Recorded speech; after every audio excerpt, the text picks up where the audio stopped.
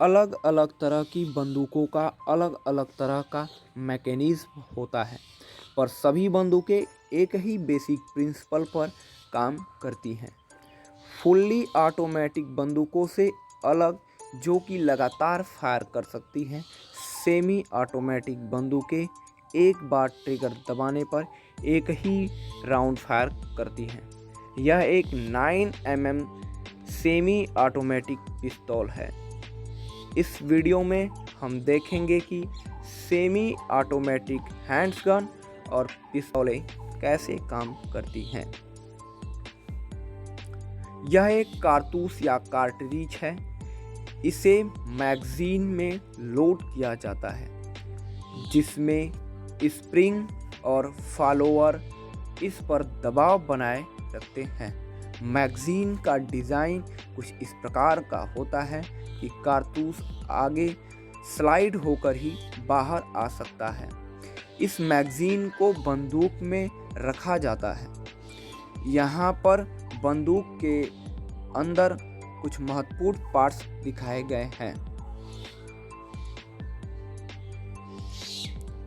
बंदूक को पहली बार फायर करने के लिए रिक्वायर पिन के अगेंस्ट स्लाइडर को पीछे हाथ से खींचा जाता है, जिसके कारण कई चीज़ें एक साथ होती हैं, जिन्हें हम एक एक करके देखेंगे। स्लाइडर के मोमेंटम के कारण हैमर पीछे आता है।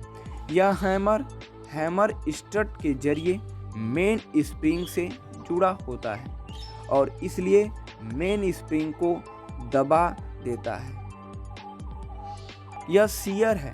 यह हैमर के मोमेंटम को कंट्रोल करता है। जब स्लाइडर पीछे जाता है, तब यह सीयर लीफ स्प्रिंग के दबाव में हैमर के साथ अगेंस्ट हो जाता है और हैमर को वापस जाने से रोकता है। जब स्लाइडर को छोड़ दिया जाता है, तब रिकॉइल स्प्रिंग के कारण स्लाइडर पहले वाली स्थिति में चला जाता है, जबकि हैमर सीयर के कारण अपनी स्थिति में बना रहता है। इस प्रक्रिया को कॉकिंग कहते हैं। जब स्लाइडर पीछे जाता है, तो इस पर बने प्रोजेक्शन बैरल या नली को पीछे की ओर धकेलता है, जिसके कारण बैरल कुछ नीचे हो जाता है और इसलिए इसमें कारतूस आसानी से भरा जा सकता है। जब स्लाइडर वापस लौट रहा होता है, तो यह एक कारतूस बैरल में ले जाता है और बैरल को अपने पिछले वाली स्थिति में ढकेल देता है। कारतूस का पिछला हिस्सा एक्सट्रैक्टर में फंस जाता है, जो कि स्लाइडर से जुड़ा होता है। पिस्तौल अब फायर करने के लिए तैयार हो जाता है।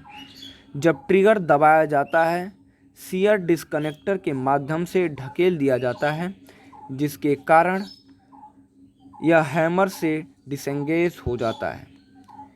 हैमर अब फ्री है और मेन स्प्रिंग के दबाव में यह फायर पिन स्लाइडर में फिक्स हो जाती है, से जा टकराती है। बदले में यह फायर पिन कारतूस के प्राइमर पर स्ट्राइक करती है।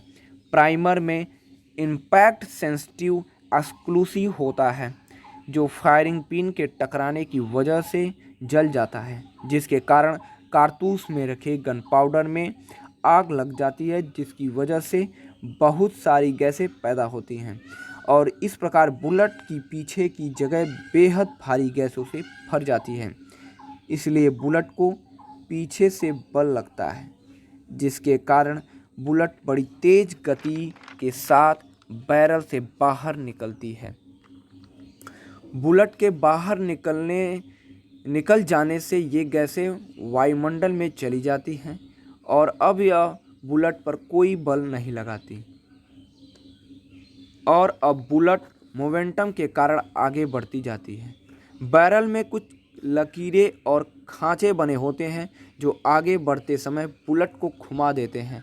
यह गैसें बंदूक पर समान और विपरीत बल लगाती हैं क्योंकि बंदूक बुलेट के तुलना में काफ़ी भारी होती है, इसलिए एक्सेलरेशन बुलेट के मुकाबले कम होती है। इस बुलेट की कुछ बंदूक को पीछे ढकने में इस्तेमाल हो जाती है। कैश या खोखा स्लाइडर के साथ पीछे आता है और इजेक्टर की मदद से बाहर निकल जाता है। स्लाइडर हैमर को पीछे ढकेलता है और बंदूक को अपने आप रीलोड कर देता है और अब बंदूक अगला राउंड फायर करने के लिए तैयार है।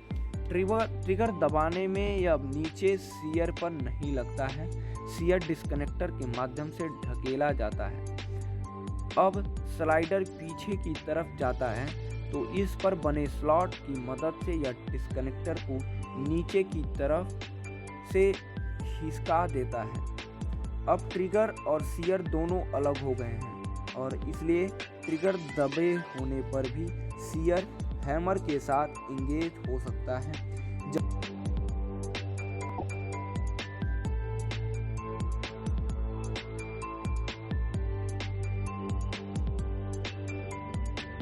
जब ट्रिगर छोड़ दिया जाता है तब डिस्कनेक्टर लीफ स्प्रिंग के दबाव के कारण स्लाइडर स्लॉट में चला जाता है और अब बंदूक फिर से फायर किया जा सकता है। ग्रिप सेफ्टी बंदूक को अपने आप फायर करने से रोकती है। ग्रिप सेफ्टी बंदूक को अपने आप फायर करने से रोकती है।